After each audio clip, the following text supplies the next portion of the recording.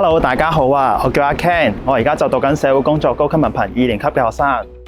社會工作呢一個課程對於我嚟講係充滿住一段挑戰而且極具價值嘅旅程。而呢一段經歷更加令我深刻體會到社會工作嘅真正意義。就例如 Year 1就讀嘅數試、policy 同埋 casework 等等，呢一啲課程都讓我對社會工作有更深入嘅了解。除此之外，學校嘅老師都好願意傳授知識俾同學。每一次進行 consultation 又或者學術交流嘅時候，老師都會願意分享自己嘅諗法俾同學。咁喺學校方面呢，學校亦都有提供實習嘅機會俾同學嘅。咁當中呢一種實踐嘅經驗咧，可以更加豐富我日後成為社工嘅一啲知識咁樣。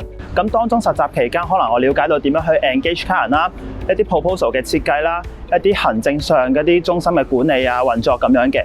咁呢一種技能咧，可以讓我喺未來嘅投入社工嘅情況之下，可以了解唔同嘅知識啦，同埋咧亦都豐富咗人生嘅履歷咁樣嘅。